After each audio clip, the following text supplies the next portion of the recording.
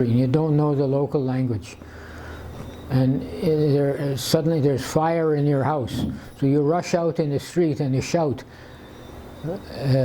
How do you say fire in Polish? Fire? Ogień. Huh? Ogień. Ogień? Ogień. Ogień. Ogień, ogień, ogień. Nobody knows what it means, but they'll come and help, isn't it? Similarly, so that's the example of what the meaning of no hard and fast rules. But for those who are supposed to be spreaders of the Hare Krishna chanting, there are rules. And what is the prime rule? To chant as the acharyas. So this movement was started by Srila Prabhupada sitting down in a park and chanting in a very simple tune.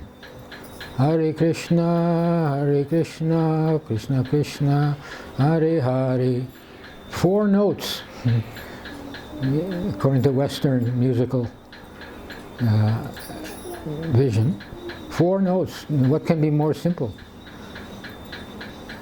But now you don't hear that. So what is being spread is not actually Krishna's name, not Krishna consciousness, but a shadow, a semblance of Krishna consciousness. Just like you can be driving and there's, I don't know the technology, but hologram. It looks real, but it's no substance. They can project in the sky, a picture of a plate of samosas. It looks so real, but it's actually there's no substance. It's just an illusion created by technological means, or shadow in Sanskrit, or is it Bengali, or both? This is called Nam Abash, the shadow. You see, if you see a shadow moving, you can know that the object that is producing the shadow is there moving. But it's not the object, it's just the shadow. But that will not satisfy us. We need, if your child is hungry and you show him a picture of something he likes, a plate of carrots and potatoes, that will not satisfy. You have to have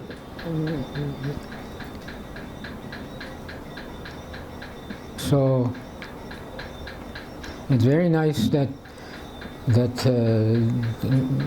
this kirtan that you are conducting, I say you because I'm somehow by planning and preparation I can make it to a Ratha Yatra and go for a few furlongs, but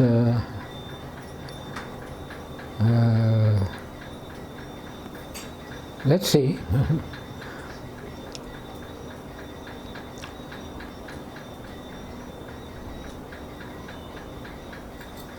So, of course, the devotees, they can spend, we used to spend sometimes 8 hours in the street every day chanting. Not so much myself, maybe a few days, but my comrades.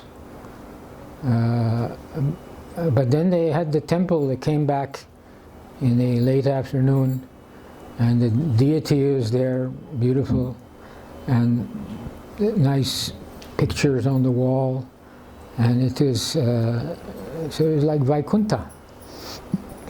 It is Vaikuntha. The temple, if it's properly managed, is Vaikuntha. It is not different from the spiritual world.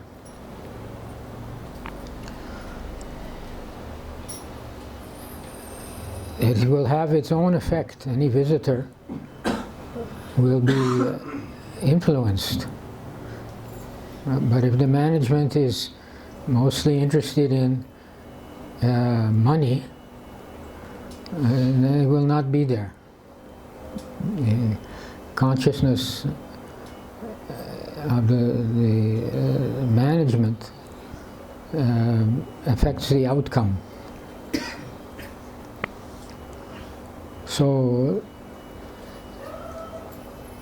it's very nice. So we are just. It's nice to see. There's a comparatively good number of people, but there are how many crores of people live in Hyderabad? A lot of people, and so a very small fraction of the population.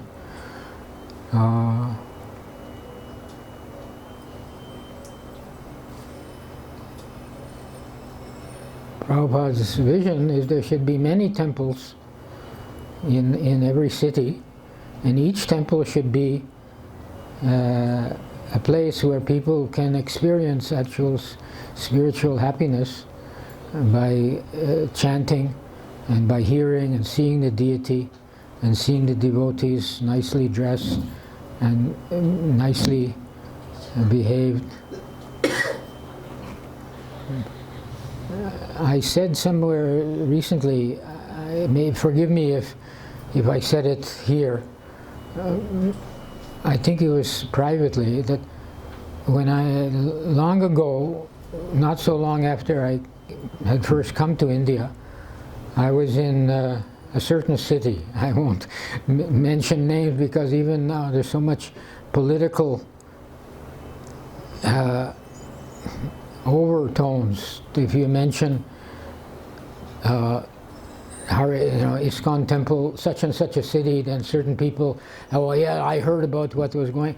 So I won't mention the name of the city, but at that time it was just in a house, and there were only about 4 or 5 devotees, and I had just come.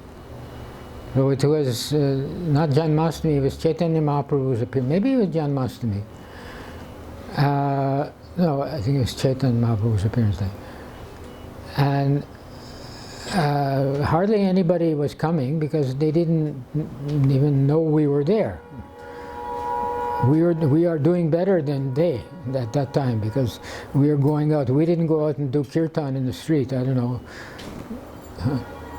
One family came, nice local family. So I did as I was trained to do. I told them to sit down. I put mats.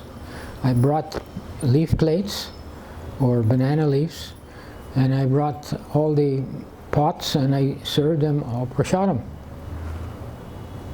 They remember this now is 40 years ago. They remember. Sometimes they call me and they remember that. They all became devotees. Even some have left the country to study, or one is a PhD in Scandinavia. But they remember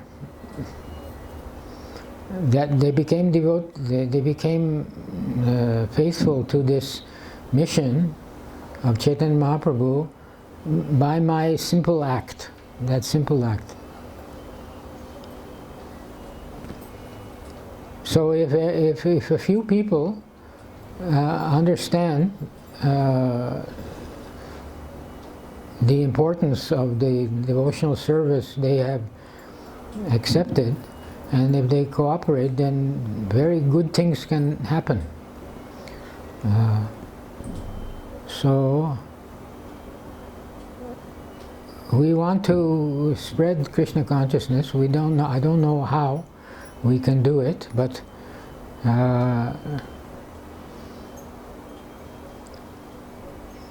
that incident, if you think about it, which I request you do, and think how each of you, everyone should think, how can I do something like that and help the movement. If you have that desire, it will happen. Krishna, yetam mam prabhajante tam stadeva bhajanyaham. As they surrender to me, I reward them accordingly, Krishna says. No, surrender, how do we surrender? No? Krishna is far away, he's playing with some cows in Gokul or in Goloka, where we don't know where. There's some Gokuls and Golokas somewhere in the universe, we don't even know where they are. Where exactly is Goloka? We have to study the structure of the universe, but it's mind-boggling. How is he going to help us? Because he is very attracted. The bhakti is so powerful that without a radio telescope or such means, Krishna and different devas on other planets, they are aware. Can you give some examples? Well, the moon is a witness. And there are witnesses, the sun and the moon. What does that mean? It's to be taken literally. They are devotees of Krishna, they are agents of Krishna, representatives of Krishna, and they actually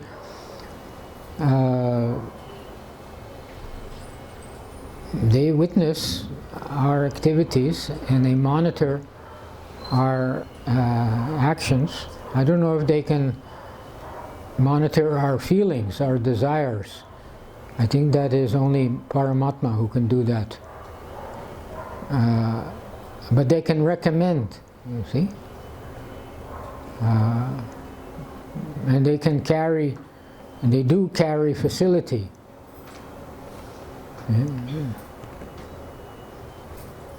What are some examples? In the history of, in my experience, or reading other devotees' testimonies, I think they wanted to buy a temple. Where was it? If you read Prabhupada's biography, how they wanted to buy some building, they had no money, a few $100s. And then some person came along just at the right time, and he said, yes, I will, loan, or I will give you, the thousands of dollars you require. So many instances like that.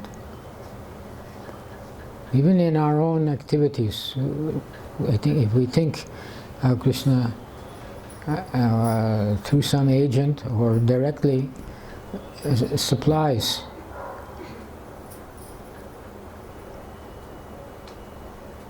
What is that verse? Is that the verse that I recited? The famous incident of Ramanujacharya.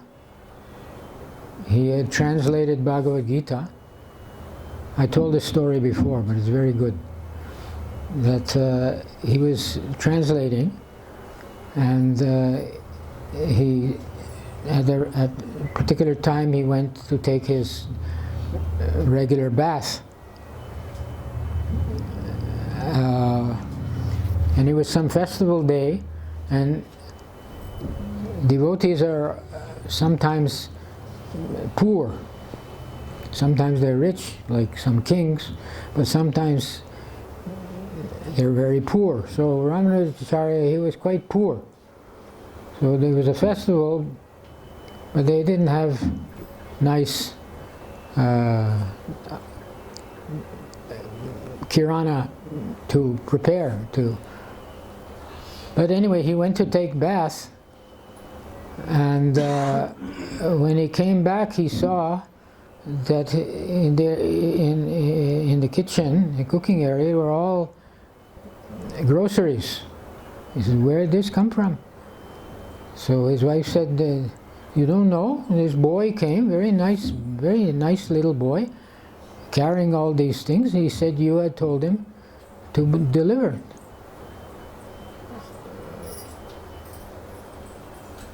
So Ramanujacharya thought, what is this? I didn't see any, I didn't instruct anybody, or I don't have the money to buy all these nice things. Then he realized he had been working on this shloka. He was translating. I think it's over ye tam mam prapajantam tam deva bamya. Yes. That means that as they surrender to me, Krishna says, I reward them, I carry what they lack and preserve what they have. So the word for carry is vahana, vahamyaham. Krishna says, I carry what they lack. So Ramanujacharya lacked the money to buy nice kirana, so Krishna carried it. So I understood that that little boy was Krishna himself, and he was carrying the groceries.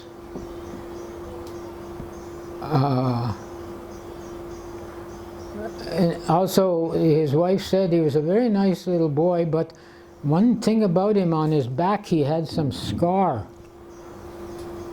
And then Ramanujacharya understood that he thought this is a mistake. Krishna doesn't carry things for us.